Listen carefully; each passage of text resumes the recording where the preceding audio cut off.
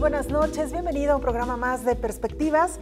Iniciamos ofreciéndole una disculpa, tuvimos un problema técnico, estamos entrando media hora tarde de nuestro horario habitual, pero vamos a tratar de aprovecharlo al máximo, Enrique, si te parece. ¿Cómo estás, Belén? ¿Cómo están todos? Buenas noches. Última semana electoral, faltan 5 días para que todos tengamos la posibilidad de acudir a las urnas y con muchas interrogantes sobre la mesa, ¿no, Belén? El caso de Guadalajara, que es uno de los fundamentales, si habrá una tercera alternancia en Guadalajara o si habrá un tercer periodo para el PRI en el gobierno, el tema del Congreso, es decir, hay muchísimas cosas, muchísimas definiciones que ya en 5 días sabremos los resultados. Y el ingrediente adicional hacia el cierre de este proceso electoral, pues la incursión de Guillermo Cienfuegos, mejor conocido como Lagrimita. Las autoridades electorales decidieron regresarle su derecho a estar en la contienda y pues en medio de todo lo que ello implica, ¿no? Claro. Enrique, hacer una campaña de apenas unos cuantos días, de tratar de ganar esta presencia, de la reimpresión de una cantidad pues, total de boletas, 2.1 millones de pesos costará la reimpresión, y con un candidato pues incorporado de último momento. Y sobre todo yo creo, Belén, que con una decisión de la Sala Superior del Tribunal Electoral, yo creo que bastante polémica, una decisión que si usted, amable televidente, radioescucha, nos puede de alguna forma ir a revisar esta definición de la Sala Superior, se va a dar cuenta que se hace sobre la base de 2 argumentos. Uno de ellos son que no se le dieron las 48 horas necesarias para subsanar el tema de las firmas, que por cierto ni siquiera viene en la ley, entonces es algo que el tribunal o la Sala Superior al parecer se lo inventó. Y lo segundo, y que yo creo que es más grave que lo diga un tribunal, que como recolectó 1.91% de las firmas, pues se queda muy cerca del 2%, entonces ya demostró que tiene legitimidad. Creo que es este argumento de me pasé el semáforo por poquito o robé poquito de aquel alcalde que conocimos de un estado muy cercano a Jalisco. Es decir, estamos hablando de un tribunal que legaliza la ilegalidad al decir que se quedó cerquita, pues entonces hay que darle el registro. Así es. Bueno, pues por lo pronto ahí está el señor Guillermo Cienfuegos haciendo lo que puede con estos escasos días que le dieron para campaña. Y Enrique, pues también estamos ya a unos días de que salgamos a votar, pero a partir del próximo jueves inicia la veda electoral. Mañana es el último día para hacer campaña, para que los candidatos puedan hablar. Hay varios cierres de campaña también. Por cierto, guerra de bandas, ¿verdad? A ver, guerra de bandas entre los partidos políticos. ¿Quién lleva el grupo más famoso a los cierres? Bueno, lo interesante, Belén, de este cierre es que ha estado marcado por no solo la guerra de bandas, sino la guerra de encuestas, ¿no? Así es. En donde prácticamente 2 periódicos a nivel local, Milenio y Mural, han publicado encuestas que nos pintan realidades completamente distintas, ¿no? Por un lado, si nos situamos en el municipio de Guadalajara, pues según la encuesta de Mural, pues prácticamente estaría definida la elección a favor de Enrique Alfaro. Si nos vamos a Milenio, no solo no está definida, sino que la distancia entre los dos es tan pequeña que está dentro del margen de error. Si nos vamos al caso de Zapopan, se invierten, digamos, los papeles. En ese caso, el PRI estaría muy arriba, incluso le da una ventaja a Milenio de 24 puntos. Y en el caso de Mural, lo pone a Pablo Lemus a 4 puntos de Salvador Rizo. Esto quiere decir que, digamos, según el medio y según la encuestadora que usted revise, puede ver las dinámicas electorales. Lo que me queda claro, Belén, es que alguna de estas dos se equivocará al final, porque las dinámicas son tan distintas que forzosamente habrá una que esté bien y otra que esté mal. Pero incluso en los porcentajes, Enrique, me llamaba la atención lo que publica hoy el diario Mural respecto a los candidatos para Guadalajara, y le da a Enrique Alfaro 15 puntos. Votación del 43% a favor, seguido por Ricardo Villanueva de apenas un 28% y de Alfonso Petersen de solo 10%. Aquí, por ejemplo, estamos viendo la de Zapopan, donde Salvador Rizo le saca 24 puntos a Pablo Lemus, 52 a 28, y muy debajo Guillermo Martínez Mora con 12%, y Enrique Velázquez a 10 puntos de Guillermo Martínez Mora con 2.3%. Y bueno, en el caso de Mural es completamente a la inversa, ¿no? Bueno, no completamente a la inversa porque los dos están de acuerdo en el puntero, pero sí la distancia se reduce de forma dramática. Como bien decías, alguna de estas casas encuestadoras se equivocará, pero yo quiero ver qué tanto se acercan a estos porcentajes. Valdría la pena, Belén, que los medios de comunicación, los periódicos que la están publicando después de que culminen las elecciones, pues nos expliquen un poquito esta dinámica, cómo se tomaron decisiones, por qué de pronto alguna encuesta falla, porque si recuerdas, después de lo que sucedió en 2012, muchas encuestadoras pues sobrerepresentaron el voto del PRI, le dieron mucha ventaja a Enrique Peña Nieto, y después, cuando era tiempo de rendir cuentas sobre lo que había sucedido en ese proceso, no lo hicieron. Ojalá las encuestadoras y los medios de comunicación que la publican, pues sí den de alguna manera cuentas claras de por qué de pronto las encuestas fallan, porque la herramienta de la encuesta se está desprestigiando en nuestra sociedad, y eso creo que no es bueno. No, definitivamente. Y bueno, Enrique, estamos viendo también parte de la Esta es encuesta la de publicada Milenio por de Verumen Guadalajara. y asociados respecto a la de Guadalajara, precisamente, que ya la comentábamos también. Exacto. Estamos en el programa último antes de las elecciones del próximo 7 de junio, y sería importante, Enrique, si te parece, dedicar unos minutitos muy breves a el tema de la anulación del voto. Hay mucha inquietud, no sé si te ha pasado en tu círculo cercano, en diferentes ámbitos. La gente está como muy inquieta sobre si anular o no su voto, y tú tienes una postura muy clara.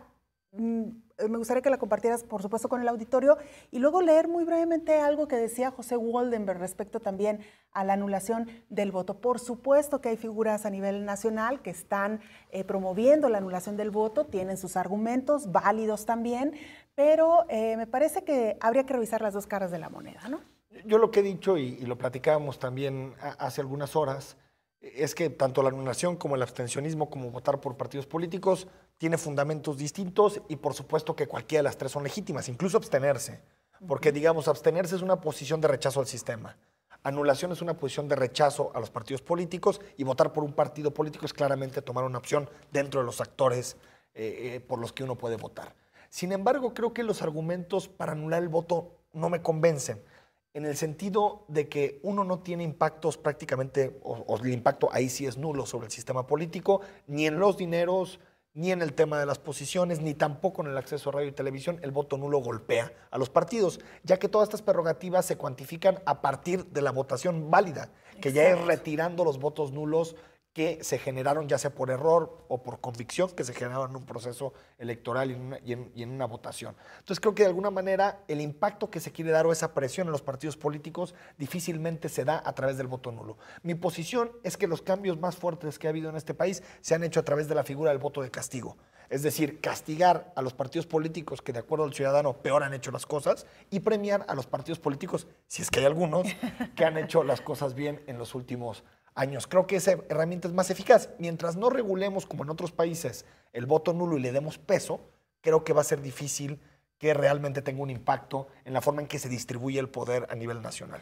José Woldenberg, el primer presidente de un órgano electoral ciudadanizado que tuvimos en nuestro país, un hombre, un académico de la UNAM que cuenta con prestigio y me parece también de los que más ha estudiado las leyes electorales en nuestro país. Le preguntan en esta entrevista publicada en la revista Punto de Vista, ¿votar o no votar? Él dice, votar, por supuesto, porque en México desde hace muy pocos años las elecciones son auténticas. Y esta frase que te comentaba ya, Enrique, que me gusta de alguna manera cómo la plantea, ¿a qué se refiere? Le dicen, y él responde, la humanidad no ha inventado un mejor método para dotarse de gobernantes. Y un asunto, para pasar ya a nuestra entrevista de hoy, esta idea, o digamos este cimiento de que del voto nulo, que es todos son iguales, digamos que no se sostiene ante cualquier evidencia, porque hemos visto gobiernos malos, regulares, gobiernos de izquierda, de derecha, con errores o no, pero creo que es difícil y se me hace una visión muy simplificada pensar que todos los políticos son iguales. Así es, ahí sí la invitación es a, como ciudadanos, pues dejar esta pereza mental, profundizar. Si los candidatos no han sido lo suficientemente creativos o eficaces para transmitir sus propuestas, nosotros acercarnos, buscar esta información y con base en ello decidir, respetable también aquellas personas que decían anular su voto, totalmente respetable. Saludamos hoy, esta noche, a nuestra invitada María Elena Hernández, académica, experta también en medios de comunicación. María Elena, Belén, buenas noches, Enrique. Gracias por la invitación. Pues María Elena, hay muchos temas que nos gustaría tocar contigo. Estuviste con nosotros hace algunas semanas, fue muy poco el tiempo que tuvimos para poder platicar contigo. Estábamos analizando los spots y recuerdo que ponías el énfasis en el tema de algunos partidos y algunos spots en específico. Me gustaría saber tu opinión de entrada de si has visto algún cambio, alguna transformación en en el mensaje de los partidos políticos y si, por ejemplo, estos fenómenos como Kumamoto o como Lagrimita, que son fenómenos comunicacionales, digamos, si te representan algún tipo de novedad dentro de lo que hemos visto en esta elección. Sí, a lo largo de estas semanas creo que los asesores de los candidatos han estado buscando la forma de finalmente acercarse a la gente porque no lo han logrado. Difícil decir en qué porcentaje la gente responde a los mensajes que se emitieron, pero vimos o escuchamos algunos cambios en los contenidos de los mensajes, tratando de ser más moderados, tratando de manifestar algunos de los principios con valores o probablemente algunas propuestas. Yo creo que se la pasaron buscándole la fórmula, pero faltó algo esencial desde mi punto de vista, el diálogo. Ese tipo de productos se generan a través de poner a prueba ideas de algunos consultores en grupos de enfoque. No sé a quiénes invitan a los grupos de enfoque, eso es muy importante. Si uno platica con los círculos cercanos y normalmente nos movemos en el mismo medio nosotros, pero ¿cuántos ciudadanos pertenecen a nuestro medio? Sí. ¿Cuántos ciudadanos van a darle importancia a lo que creemos que puede llegarles? Entonces, en resumen, yo creo que el dinero tirado a la basura en los spots pudo haberse utilizado de otra manera y no sé cuál sería la que podría sustituir ese sistema que se ha construido a lo largo, desde 1994, que empieza el marketing político en nuestro medio y que han buscado cómo vender la imagen del candidato más que el debate sobre proyectos de nación. Se ha trabajado bajo la idea de que la gente solo capta pocas palabras, de que hay que llegarle por las emociones, de que véndeles una frase para que se enganchen de ella, pero el acercamiento y el diálogo yo no lo veo reflejado en lo que finalmente concluyen los candidatos en otros espacios institucionalizados como son los debates. Claro. María Elena, escuchamos frecuentemente la frase, la ciudadanía está harta de los partidos políticos, hay un hartazgo generalizado, pero ¿cómo podemos medir realmente este hartazgo? ¿Existe, no existe? ¿Cómo podemos tener algo mucho más tangible que una frase que parece más bien ya hecha, ¿no? Si diera una respuesta sería mentira, porque yo creo que quienes se dedican a hacer esas encuestas que ustedes han proyectado tienen metodologías muy probadas, pero con ciertas realidades. Nosotros estamos en un contexto muy complejo. En México en general podemos venirnos a nuestra región, Jalisco, la zona metropolitana de Guadalajara, como quieran.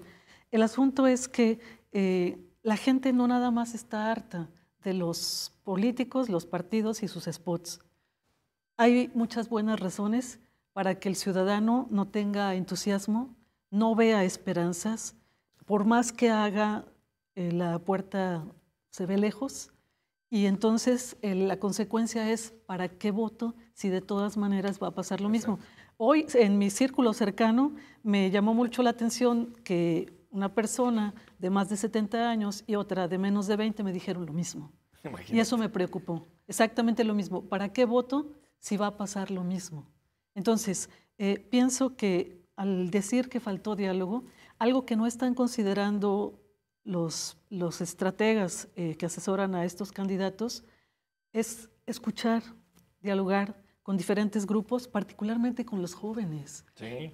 Los jóvenes, muchos de nuestros jóvenes están quedando sepultados por una u otra bala y están quedando desanimados antes de tener una oportunidad para generar un camino propio y por lo tanto, ¿qué les vendes con un spot? ¿Qué les vendes con una campaña, la última, la más reciente, la de Cienfuegos, que sale con 3 grandes ideas: obra pública, mantenimiento de la obra pública y distribución de los servicios públicos, ¿no? Sí, no, genio. Sí.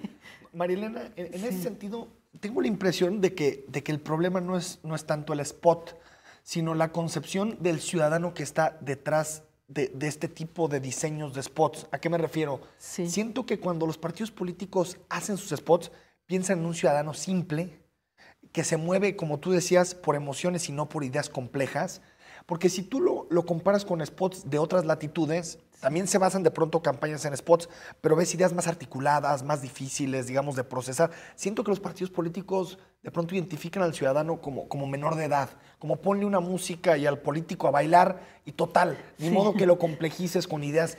Creo que más que la herramienta del spot es de pronto esa idea detrás de lo que es el ciudadano para el partido. ¿Qué tal si nos vamos directo a tumbar los partidos? Yo creo que el problema está en el sistema también de partidos. Sí. Ponme al que quieras, al más novedoso, al más antiguo. ¿Quién es quién? Con esa revoltura que se está generando entre... Hace rato le preguntaba a Enrique, ¿tu corbata significa algo? Pero ya después vio que la camisa lo contrastaba. La camisa significa algo. No, bueno, ha sido todo un tema para nosotros como Mi camisa no significa nada. El uso de los colores, efectivamente, pero bueno. Entonces, bueno, el sistema de partidos como se maneja en México merece ser cuestionado absolutamente.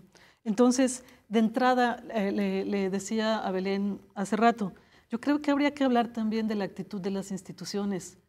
Ya ni siquiera los partidos son los que han actuado de la peor manera, sino las instituciones reguladoras.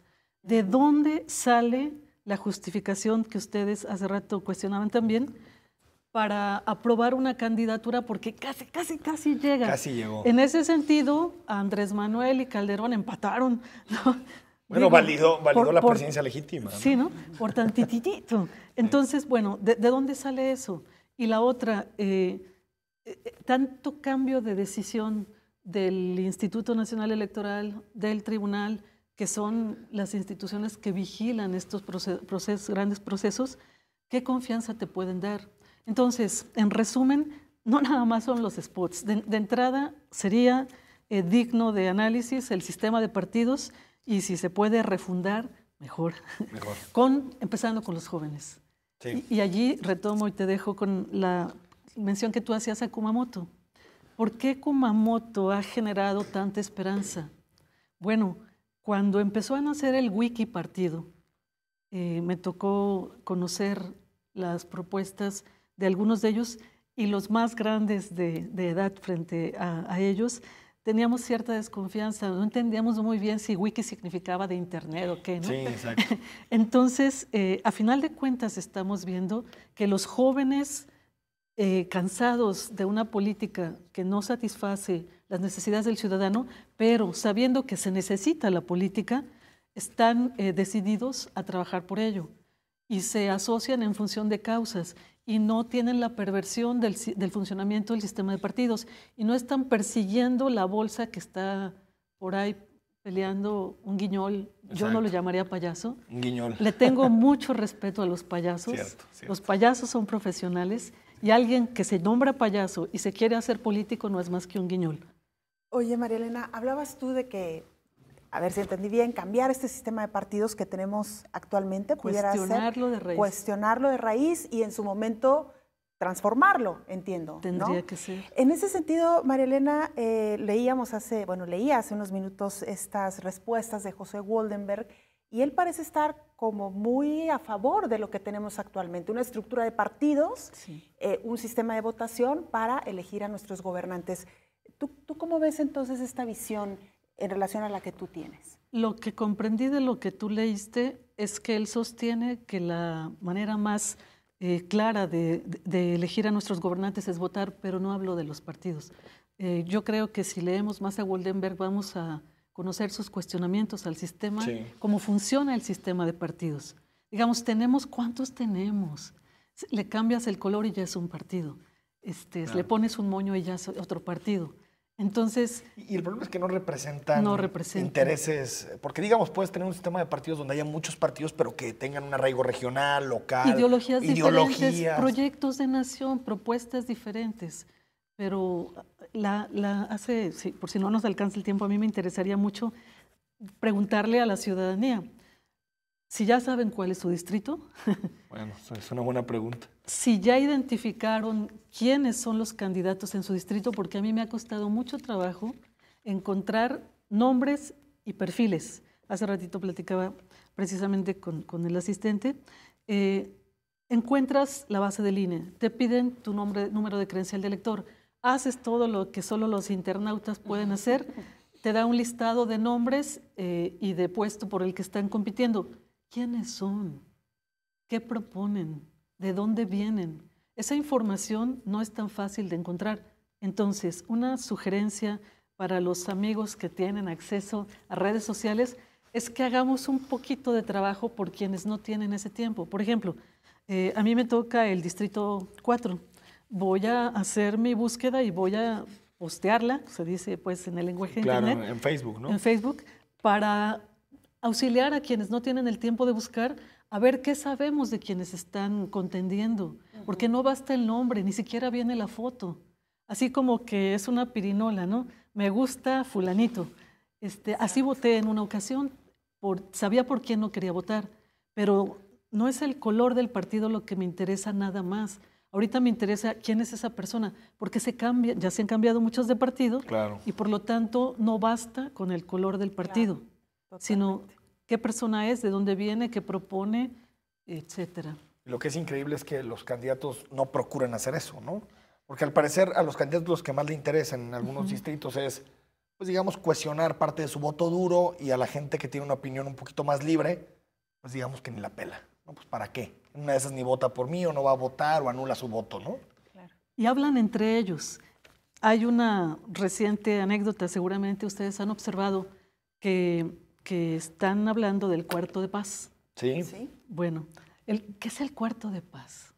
Es decir, quienes estamos en el área de la comunicación, por error sabemos que en el equipo del gobernador Aristóteles hay un grupo de asesores de comunicación que tienen una especie de reunión de asesores al que le llaman cuarto de guerra. Entonces, esta propuesta del cuarto de paz, incluyendo el jardín de rosas blancas sembrado para hacer simbólica la representación del cuarto de paz, parece un cambio de narrativo, un cambio de discurso frente a un cuarto de guerra. Pero ¿cuántos de los televidentes y de los ciudadanos que no tienen acceso a Canal 44 saben que es un cuarto de guerra? Entonces, ¿para qué hablar de un cuarto de paz? Quiero decir con eso que están dialogando entre ellos. El discurso del cuarto de paz se presenta frente o ante un discurso que ni siquiera es motivo de campañas. Es una figura atrás de bambalinas que asesora a los gobernantes para que se frieguen, con una palabra fácil se dice así, a sus contrincantes. Entonces, el cuarto de paz en realidad no es un discurso, o el tema del cuarto de paz, para que la ciudadanía sitúe como una propuesta diferente a la de un partido o de un grupo dentro de ese partido que sí tiene una propuesta diferente. Que es un poco lo que sucede también, y aquí asumiendo la responsabilidad que nos toca a quienes trabajamos en los medios de comunicación, al momento de abrir estos espacios, ¿no? De repente nos convertimos en un diálogo entre gobernantes, entre nosotros y entre los otros medios, lo que se le ha dado también en llamar el círculo rojo, ¿no, María Elena? Pero lo quería comentar esto porque, y sí un poquito tratando de romper, ¿no?, con este círculo, mucho hemos hablado a lo largo de esta charla y en otros espacios del hartazgo ciudadano, del voto nulo, pero yo le comentaba a Enrique antes de entrar al aire, muy bien las personas que están pensando en anular su voto, pero después, ¿qué sigue? ¿Hasta dónde realmente los ciudadanos, en medio de este hartazgo, hemos decidido pues tomar riendas reales, asumir la responsabilidad que nos corresponde como ciudadanos y sí empujar desde la ciudadanía lo que tú mencionabas, esta transformación, al menos en la estructura de partidos políticos que tenemos actualmente, ¿no? Lo relaciono con otra preocupación que teníamos antes de empezar a conversar. ¿Qué han hecho los medios? Lo que han hecho es lo que se necesitaba. Creo que los medios tradicionales, impresos y televisión, radio, no necesariamente nos metemos a los digitales, no toda la gente tiene acceso. Los medios tradicionales han hecho lo tradicional. Sí, le han dado foro a los discursos tradicionales, a las estrategias tradicionales, pero desde hace mucho tiempo en la zona metropolitana de Guadalajara, y si quieren decirlo así, Jalisco, se dejó de formar ciudadanía a través de los medios. Formar ciudadanía significa tener un proyecto, no es nada más ser portavoz de lo que dicen los otros, darle el micrófono al funcionario parte contra parte, no es nada más eso, sino sí hay que tener una intencionalidad desde los medios. Entonces, si se diagnostica, si se hace una evaluación de que la gente está reticente, harta, no quiere saber nada. ¿Por qué? Pregúntenle a la gente, traigan a la gente, generen algo que les sirva a la gente. Parece un poquito demagógico lo que estoy diciendo, pero se puede, particularmente pensemos en los jóvenes. Los jóvenes ahorita necesitan atención porque están viendo un panorama negro, muy castigado. Entonces, los medios no les atraen. ¿Cómo convences a un joven de que lea periódicos? Claro. Sí, cuando en Twitter puede debatir, dialogar, reflexionar, es decir, la plataforma le da una retroalimentación muy interesante que el medio tradicional todavía no se la da. O probablemente no le da lo mismo Twitter de lo que le daría un medio a profundidad, sí. Pero ¿cómo lo convences de que se acerque a un medio de los que podríamos llamar tradicionales cuando no han hecho los medios nada por adecuar sus propuestas a la mirada de los jóvenes? Digamos, hubo una vez algún medio que intentó acercarse más a la ciudadanía y era ensayo-error, ensayo-error. Fue, si ustedes quieren, un experimento corto, pero de cualquier manera sí había la mirada del ciudadano dentro de él. Y ahora seguimos nada más contestando en los medios en línea. Se les permite que digan sus groserías allí y ya eso es participación ciudadana. Bueno. O algunas llamadas telefónicas, algunos tweets. Lo de los tweets es un engaño. Algún día podemos platicar sobre pues, las trampas del Twitter o de la comunicación a través de esa inmediatez, de esa posibilidad de inmediatez. Pero el dejar que los jóvenes hagan las preguntas que tienen para que entonces los que están contendiendo, en este caso hablamos de los candidatos a los puestos que se van a precisamente votar próximamente, que les contesten lo que ellos quieren saber, no lo que de este lado les quieran decir, porque ni siquiera piensan en ellos. Las campañas no están orientadas hacia los jóvenes. Que el viernes pasado, Marilena, estuvimos platicando con dos jóvenes, líderes universitarios, sí. y yo, bueno, por lo menos con lo que yo me quedé de esa conversación, es que el hartazgo creo que es con la forma de los partidos políticos. En general les gusta la política, es decir, les gusta participar, incluso mostraron mucha motivación por lo que ha sido el fenómeno Kumamoto, sí. Les gusta mucho, los atrae, los seduce el personaje. Yo creo, Marilena, que no solo los medios tradicionales, sino las viejas formas de vincular a los jóvenes con la política están en crisis. Y está el caso de Kumamoto, pero vámonos a España con lo que está pasando con los frentes, con Podemos. Son nuevas formas de entender la política y creo que los jóvenes se sienten más representados por esas nuevas formas. Los líderes que vinieron... Perdón, yo nada más agregaría algo de lo que comentaba Enrique, que parte también con lo que nos quedamos de esta conversación, es cuando les preguntábamos ¿qué propuesta de algún candidato han escuchado ustedes que vaya dirigida exclusivamente para los jóvenes? Sí. No pudieron responder y estamos hablando de jóvenes universitarios. Quitaron las bequitas que piensan que los jóvenes.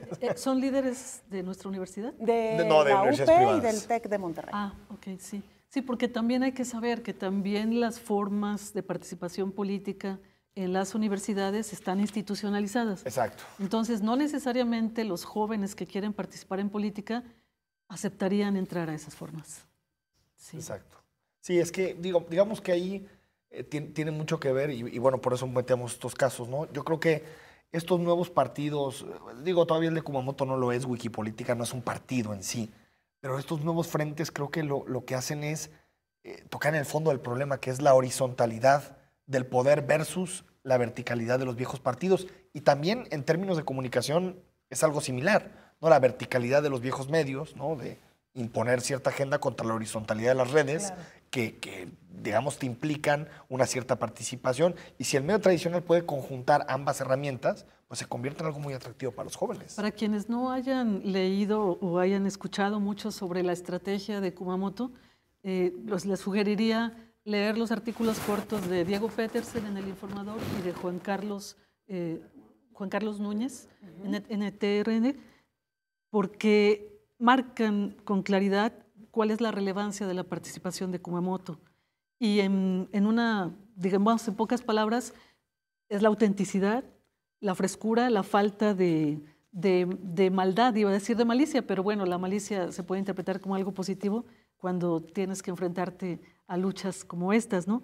Pero la organización en función de intereses ciudadanos y la la falta de búsqueda de ventajas económicas inmediatas nada más por pertenecer a la contienda.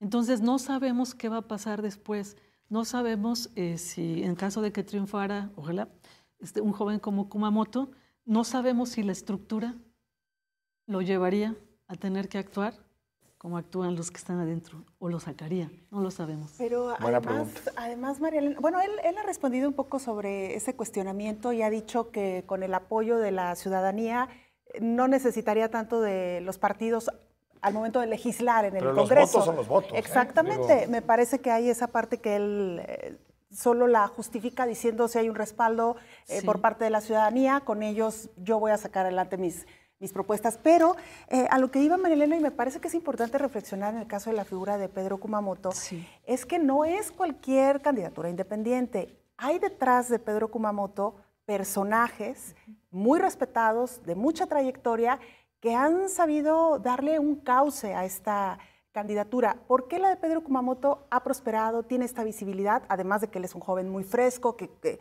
proyecta positivamente? ¿Por qué otras candidaturas independientes no tuvieron el mismo impacto y la misma fuerza que él, o por ejemplo, el Bronco en Nuevo León, ¿no? Yo me inclinaría a decir que más que atrás de Kumamoto lo acompañan, porque la fuerza es de los jóvenes. Sí, lo de atrás es, ¿no? Sí, de hecho conozco a algunos que forman parte del Wikipartido, como Ana Vicencio, y son personas de gran capacidad intelectual, de gran sensibilidad ciudadana, y que lo más probable es que estén acompañados, pero ellos son la fuerza. No nos queda mucho tiempo, Marilena, pero un tema que bueno, fue muy polémico en la campaña son estas grabaciones o filtraciones de la figura de Lorenzo Córdoba, lo que sucedió y sus frases burlonas sobre los indígenas. ¿Qué opinas de esto? Y también desde el punto de vista de un analista de los medios, Marilena, si tú crees que ese tipo de filtraciones tienen que ser publicadas por los medios o no tienen que ser publicadas. Son varios temas a la vez, por lo tanto me voy a concentrar nada más en el escándalo que se genera cuando conocemos esa conversación, que es una conversación entre el presidente y el secretario del INE, no es con su amigo el de la esquina. Además, hasta donde entiendo, gracias a la reforma de telecomunicaciones aprobada por el presidente Enrique Peña Nieto o promovida por él, se autorizó monitorear conversaciones cuando son por el interés de la nación. ¿Esta cabe allí? No lo sé, pero de cualquier manera también podemos preguntarnos, y eso ya lo han hecho muchos analistas, ¿quién las ventiló? Quien las haya ventilado, estamos hablando del presidente del INE y del secretario del INE. Entonces, lo que se comunica es solamente una muestra de probablemente una manera de pensar. Entonces, yo me centraría más que en eso, en cómo lo manejaron, y lo manejaron bastante mal. Mediáticamente, digamos, quisieron enterrar el escándalo con un acto mediático de la vieja usanza, literalmente como escribió precisamente Salvador Camarena en El Financiero, los asesores de Lorenzo Córdoba, en un diálogo figurado diciendo, tráiganme un indio, un indígena. ¿Para qué? Pues para que le dé la mano, el abrazo y firmemos un convenio y entonces ya salimos en la foto como se solía o se suele hacer para que queden huellas de que nosotros en realidad tenemos mucho interés en los indígenas y entonces, bueno, esa actuación para cubrir con un asunto mediático un problema que es un escándalo y que se pudo haber resuelto de otra manera, fue pésima. También el antecedente de esta disque solución fue el que pidiera perdón Lorenzo Córdoba, pero no lo hizo bien. Yo creo que tiene que volver a estudiar esa lección de pedir perdón en situación de crisis. Pedir perdón se hace de verdad, no es para simular que se pide perdón. Se pide perdón, se explica por qué y se resuelve. Entonces, ¿cómo se pudo haber resuelto? Es una hipótesis. Muy bien, se presenta ante las comunidades, no ante los medios. Porque se presentó ante los medios, 90 segundos, váyanse, no me hagan preguntas. Entonces, se presenta ante los dirigentes ofendidos o que representan a las culturas ofendidas y acepta preguntas, y acepta un diálogo, y apechuga. Entonces, que si eso hubiera generado probablemente más cuestionamientos, sí, pero es posible que hubiera logrado el perdón si los hubiera escuchado sí les hubiera dado respuestas honestas y si no hubiera tratado de disfrazar con una firma y un abrazo con Rigoberta Menchú esta alianza o esta unidad bicultural o intercultural, multicultural de nuestra nación. Entonces se manejó menospreciando tanto a los grupos afectados como a la ciudadanía en general. Pero incluso estos temas, y lo comentábamos, Enrique, más bien estas situaciones hacen que los reflectores volteen hacia un grupo que no ha sido lo suficientemente atendido ni en este ni en otros procesos. Es verdad, lo hemos precisado también, que los grupos indígenas tienen sus formas de gobernarse, pero forman parte también de este país y deben estar involucrados también en los procesos democráticos de México. Y me parece que, salvo es decir, si no ocurrieran acontecimientos lamentablemente muy desafortunados como este, nos olvidamos de los grupos indígenas, ¿no?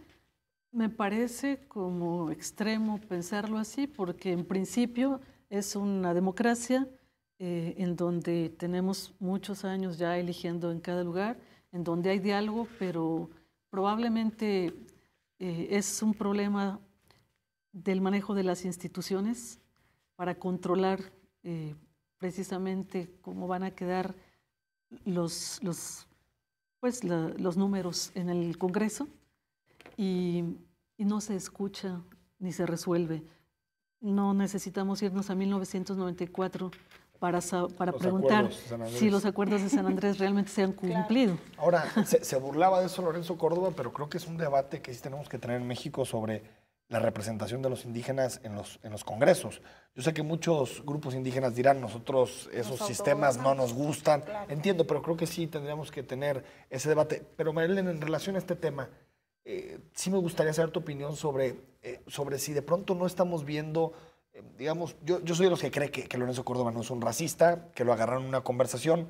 Es cierto que es con el secretario general del INE y que eso le da algo de publicidad a la acción. Sin embargo, ¿no crees, Marilena, que es un escándalo que un día antes de la votación contra el Partido Verde, por lo que significaba y que llevaba las sanciones Lorenzo, ¿no crees que es un escándalo que se espíe en este país con tanta impunidad?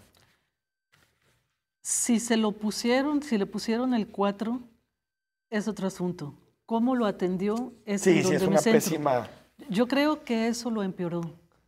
Si realmente fue un 4, creo que lo que hubiera sido correcto habría sido dar la cara. Sí, porque fue con los indígenas, pero después, ¿no? Pero además muy estudiado, muy condicionado y muy mediático. Por si acaso, me gustaría mucho sugerir a toda la audiencia, y además de ver Canal 44. Por supuesto, eso. Si tienen acceso a Internet, busquen Desinformémonos. Sí. Desinformémonos y Regeneración. Son 2 sitios informativos en los que participan intelectuales y periodistas con gran criterio, incluso a nivel internacional. Y como lo señala el primer nombre, Desinformémonos, es una manera de cuestionar lo institucionalizado. Despartidicémonos, claro, ¿verdad? Claro. Algo por el estilo. Bueno, nos quedamos con esa propuesta, Marilena, por supuesto. Con esa provocación. Con esa provocación, sí, porque definitivamente pues sí se presta al debate, por supuesto, ¿no? Muchísimas gracias por habernos acompañado. Enrique, nuestro último programa antes de las elecciones del 7 de junio, regresaremos pasando las elecciones para analizar lo que pasó en el proceso electoral. Tenemos un programa especial el domingo 7, lo queremos invitar, aprovechamos para invitarlo para que se mantenga atento a través de Radio Universidad de Guadalajara y de Canal 44 y pues que nos siga acompañando de aquí al 7 de junio y bueno, vayan a votar. No importa por quién, si anulan o anulan, pero vayan a votar. Esa es decisión de cada quien, pero hay que ir a votar porque en este país costó mucho que el voto valiera. Así es. Enrique, gracias Marilena. Gracias a todos, Marilena. Muy buenas noches. Gracias.